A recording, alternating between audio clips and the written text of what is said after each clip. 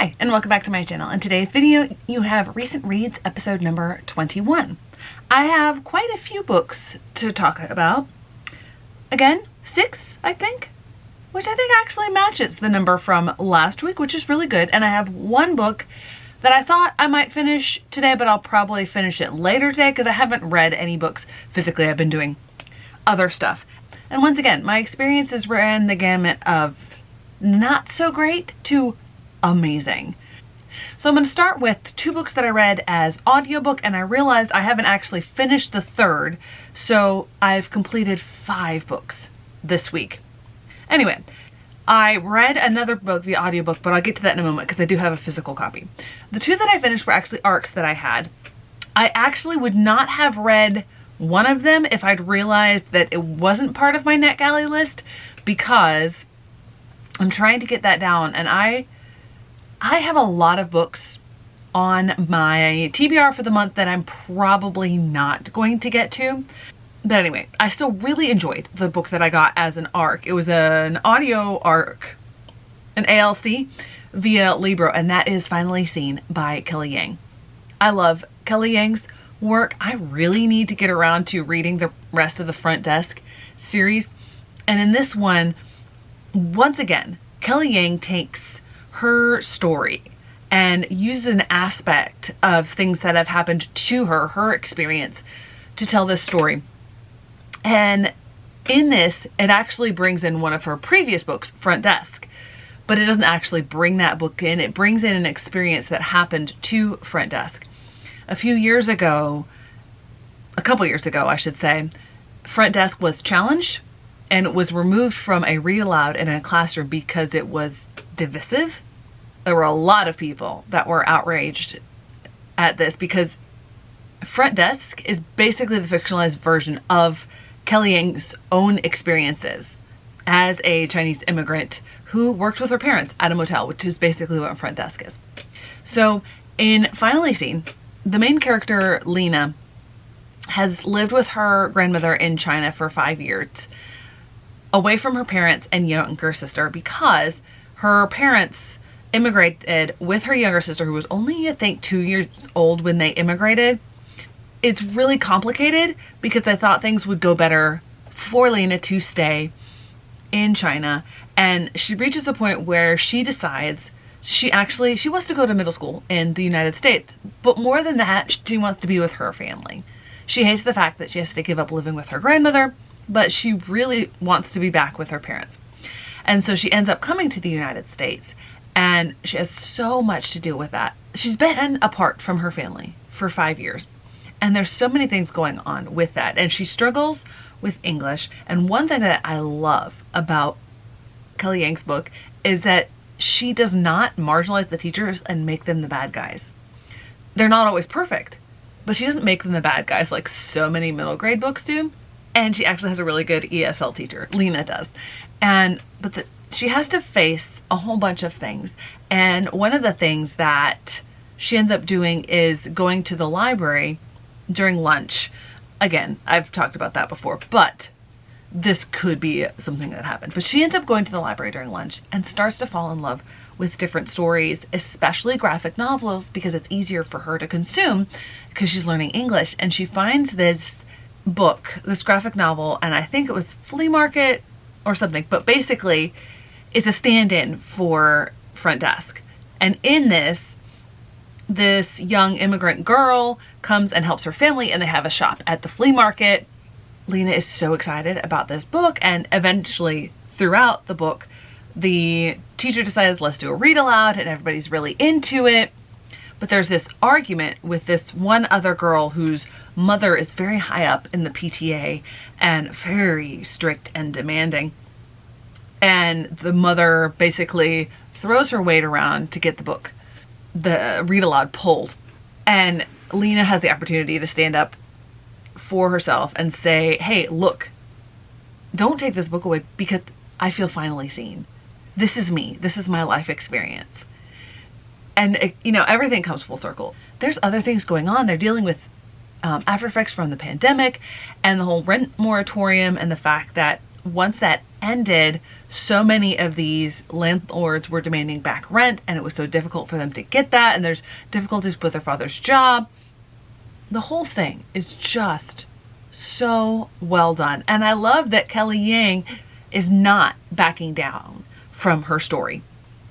Hands down, recommend this book. Definitely a 5-star read.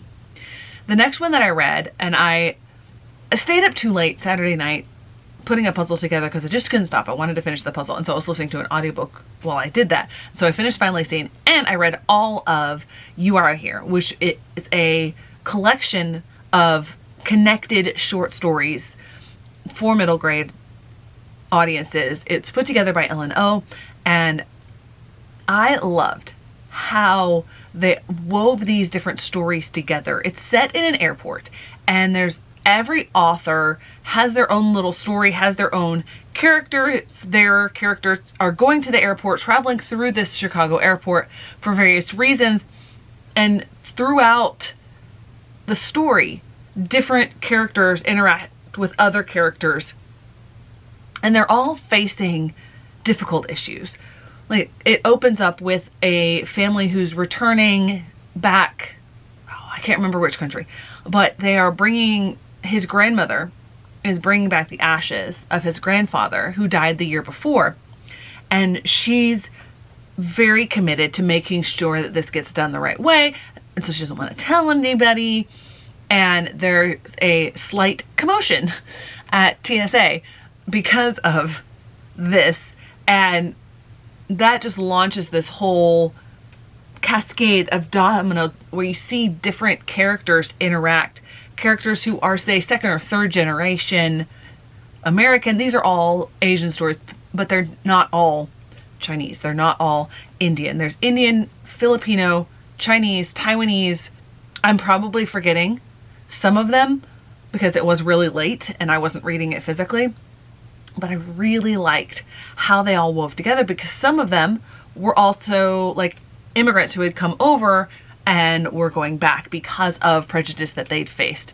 Someone coming in defacing or vandalizing their store because of prejudice against Asians because of the pandemic and all sorts of things like that. And it's woven together really well, and I thought this was a really good book. I couldn't really find anything to fault it, and so I have another 5-star read. So 2 5 stars in a row. I am currently listening to one that I think I'm really gonna like. It's The Ghost of Rancho Esposito. I probably will finish that tomorrow, but I will save talking about that for next week's recent reads. So now I'm going to go in ascending order of books that I liked the least to the book that is probably going to make my top 10 for the year, but I don't know yet. And the first of these is something that is really disappointing. I'm bummed that I did not enjoy this book. It's Tomorrow and Tomorrow and Tomorrow. This book was the booktube darling, the basically world darling. It was the book of the year for book of the month last year. So many people loved and raved about it. And I'm reading this book and I'm looking at it going, I don't understand what is so mind-blowing about this book. It's not bad. But at the same time, it's not really positive either. It's well written. It's supposed to be the story of a friendship. But I never really saw a friendship between the two main characters, Sadie and Sam. What I saw was a toxic codependency. There's one other character that is involved pretty much from the beginning. And I'm not going to say who this character is because spoilers. But that person is so much of an actual friend to Sam and to Sadie throughout the entire book. And you look at the relationship that that character has with these main characters, and then you look at this thing they're supposed to be friends. And this is supposed to be the story of this relationship, this friendship, and how they're building through gaming, through what they love. And I never saw that. And then at the point in the book where that character actively leaves the story, I'm like, why would I still continue? The one thing that I liked, The one character that I liked is now gone. And the only thing really that I appreciated about the end of the story was all the nostalgic tiebacks to that character. There really wasn't any growth in Sam and Sadie. And there definitely wasn't any growth in their relationship. I really did not like the professor that Sadie gets into a relationship with towards the beginning of the book. He's abhorrent. Absolutely awful. And so I end up finishing this book going, I really don't understand. Now, I will say, I was not put off by the game talk. I'm really not a gamer. I've played games on occasion. I probably could have gotten into it. I'd had the opportunity, but that didn't put me off. I loved seeing the creative aspect of it and how that it was expressing their personalities. I think that was well done. And I see how people say you don't have to be a gamer to enjoy that part. This is a 3-star read. I'm not rating it super low because it is well written. I just did not like this book, which makes me very sad. Now we move up another step to a book that I actually enjoyed. I see some structural issues with it because I believe it's a debut novel, but overall I'm really excited about it and we'll definitely be getting the sequel at some point in the future. And this is a good thing for this particular subscription, and that is The Ivory Key by Astray. This was one of the first 3 books that I got in my tailored book recommendation box, and I was really excited when I got it, and I can't believe it took me this long to get to it. I read this one as audiobook, as I mentioned before. Astray in this book weaves together such complicated plots. There are 4 main characters, 4 siblings, 2 boys, 2 girls. I should have done 2 and 2. Anyway, and there's something driving each of them. One is the reigning ruler of this area, did not expect to be thrust into power as soon as she was because of the untimely death of their mother, who was killed by a warring faction where one of the brothers, his mother was part of that warring faction, and so he's locked up for it. And then, so he is one that's only a half sibling with the others. And then there's a sister who didn't want anything to do with this and ran away and joined a rebel group. And then there's another brother who has been trying to free his brother and to leave. He's also done with everything. But the magic in this area is the only thing keeping this kingdom alive. And it's sort of running out, and they have to figure out a way to get it back. And that's the course of this story. And I think the parts that weighed it down for me, I think there were too many perspectives. I understand the necessity for all of them, and I hope, and I think that some of the things might come back in to the book because you have so many threads, so many different things going on that are really important throughout the novel. But at some point, the narrative, instead of all 4 siblings acting on their own, in their own paths and somewhat interacting, they all come together. And the narrative goes straight forward basically with the 4 siblings, and some of the things get dropped by the side along the way. But overall, the magic, the mythology, it's not something that I'm familiar with, and it's really gripping and intriguing, and I cannot wait to read the sequel. So this was a 4-star read for me. Okay, so before I get to the last book of this recent reads, I'm going to briefly talk about the book that I am in the middle of. Well, not even in the middle. I have about 100 pages left to go, and that is The Luminaries. I know it says Nightmare Compendium, but that's just the gorgeous Illumicrate design on this. This was the first of their own press, and I'm really enjoying this. I'm enjoying it a lot more than I thought I would. I thought I might have a chance because I've heard really good things about Susan Dennard's other series, the Witchland Chronicles, I think is what it's called. And I'm going to save more detailed thoughts on this for the next recent reads, but this is shaping up to be a really strong win for Illumicrate because you get the design and you get a good book to go along with it. Okay, and now we have an amazing book, and one that I know all of the rest of the SCASL books will have a really hard time beating. And that is Bluebird by Sharon Cameron. And I knew I had a really high chance of enjoying this book because of how much I loved the previous book that I read for the SESL list, The Light in Hidden Places. And I think I talked about this a little bit at the end of last week because I was about halfway through. And so I'll try not to rehash everything, but I'll give you another basic synopsis. So Bluebird is the name of a program that was carried out by the predecessors of the CIA, and it was a predecessor program to MK Ultra, which was a program where they used LSD to try to induce mind control on soldiers, and I don't think they told the soldiers about them, but I don't remember a lot of the details about it.